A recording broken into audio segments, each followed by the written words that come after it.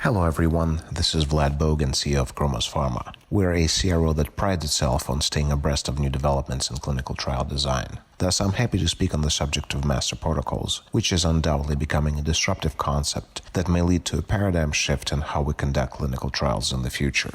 In 2006, the unprecedented approval of imatinib, which many of us know as Gleevec, for 5 new indications based on a single phase 2 clinical trial bewildered the pharmaceutical market. The FDA not only approved a drug without the customary 2 pivotal phase 3 trials, the drug was also cleared to treat a record number of cancers, 1 solid and 4 hematologic. It was an open-label, single-arm prospective study that enrolled just 186 patients with 40 malignancies that expressed imatinib-sensitive tyrosine kinases. In 5 of 40 malignancies, the responses were so robust that it became the genesis for the NDA applications and subsequent approvals. Many consider this trial to be the origin of master protocols. It is important to mention, however, that this study remained an outlier in terms of the number of rules and the paucity of patients that were needed. Thus, if you plan a master protocol study, these aren't the numbers that you should be penciling in. So what is a master protocol? It is a unifying trial protocol that includes multiple subgroups and sub-studies with patients having same or different diseases and that employ one or multiple drugs to treat it. Initially designed for oncology, master protocol trials are intended to simultaneously evaluate more than one investigational drug against one or more disease types with the same overall trial structure. Its idea is to bring multiple pharma and medtech companies together into a single ecosystem. Conceptually, it signifies a new collaborative approach to clinical trial research. There are 3 types: master protocols, basket, umbrella, and platform, and we'll discuss each one of them separately. Basket design is a study type where a single therapeutic is used to treat multiple disease entities, usually within the same field of medicine. The Gleevec study that was mentioned at the beginning is an example of a basket trial. In such trials, patients are divided into parallel cohorts. Cohorts with robust responses may be expanded to achieve statistical significance, and the ones that do not have a response are dropped. This approach is otherwise called drop the loser, pick the winner. Umbrella design is the antithesis of basket trial design. Here, more than one targeted therapy is studied for a single disease. Patients are divided into multiple parallel treatment arms, receiving different drugs or drug combinations. Such studies usually include a control arm as well. Umbrella design is well suited for oncology, where different drugs can target different mutations in a single type of cancer.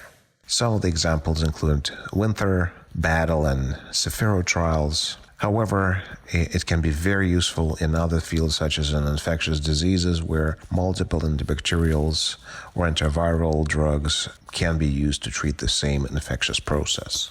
Platform design, also known as adaptive platform trial, is the most complicated type of master protocol.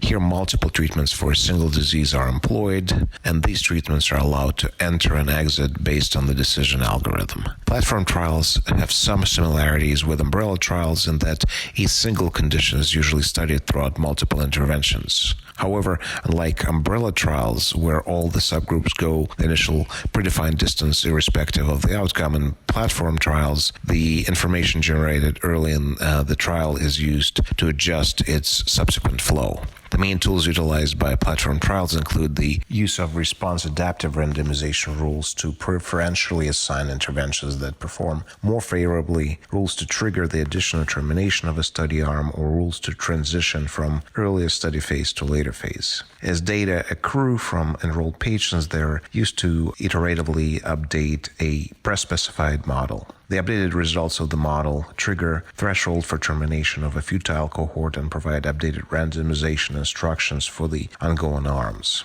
In theory, a platform design study can continue indefinitely and without interruptions.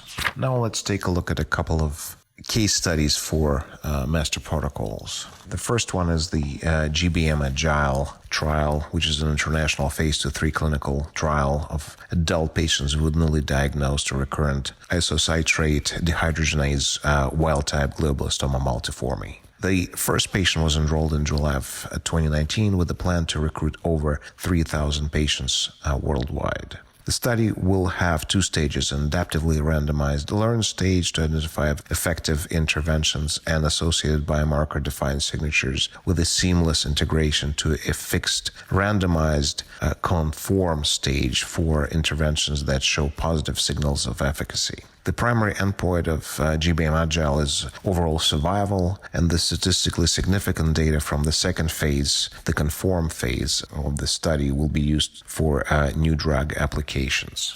The REMAP-CAP is an international phase 4 platform design clinical trial evaluating multiple standards of care, treatments and its combination, and experimental treatment options for adults diagnosed with severe community-acquired pneumonia.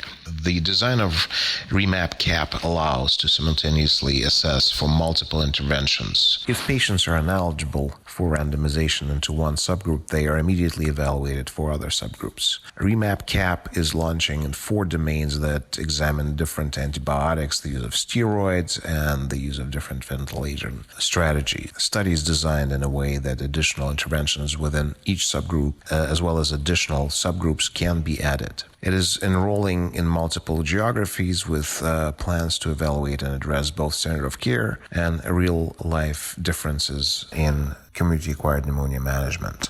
As mentioned earlier, master protocols are truly a paradigm shift, and those are high-complexity trials. Thus, they frequently require third-party management. They may also be considered time-consuming in both its design, preparation, and execution. They purposely include multiple interim analyses that increase the study duration and somewhat paradoxically may require larger patient cohorts. In addition, it's unlikely that a single company would have enough drug candidates with similar indications and at the same time have them in the same stage of development to warrant the use of this model.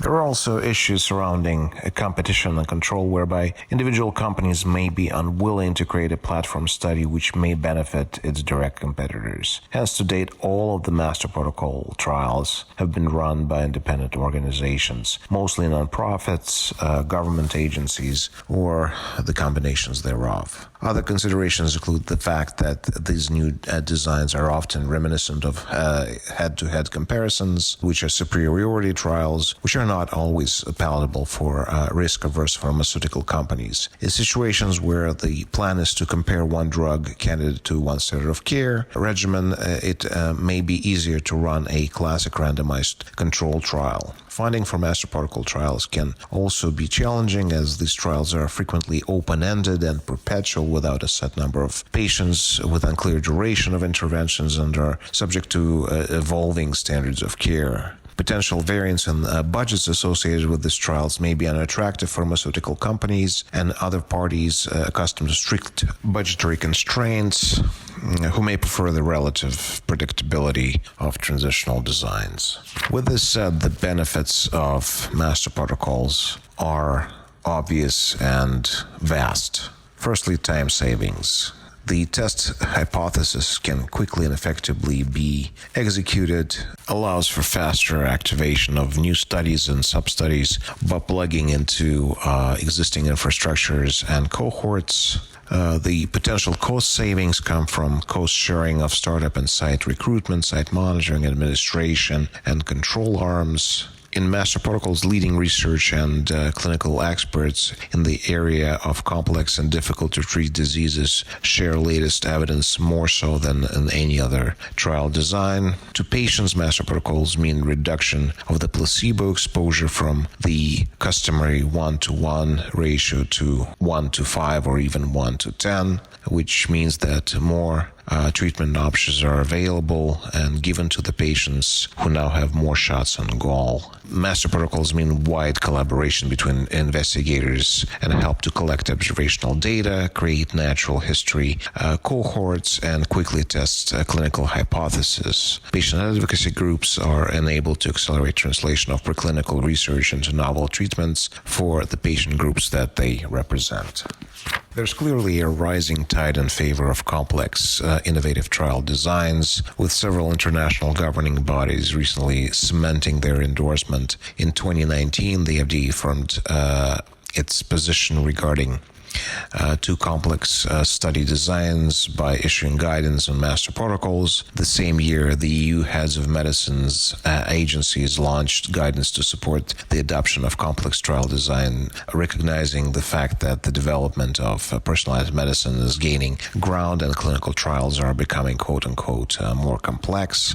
In January 2020, in the UK, the National Institute of Health Research put forward recommendations to support further development and adoption of complex, innovative design trials, including master protocol trials. These moves suggest a groundswell of support for the wider adoption of complex design trials beyond oncology and into previously hard-to-treat conditions. It is likely that the demand for innovative design trials is growing in tandem with the shift towards biomarker-driven precision medicine. Thus, there is a good possibility that many of us will soon be mastering the master protocol trials. I would like to thank everyone for listening to this presentation and hope that you found it useful. Please feel free to contact us should you have any questions or if you need services of a premier mid-sized CRO that can design and execute the most effective clinical trials and do it with the highest quality and in record time.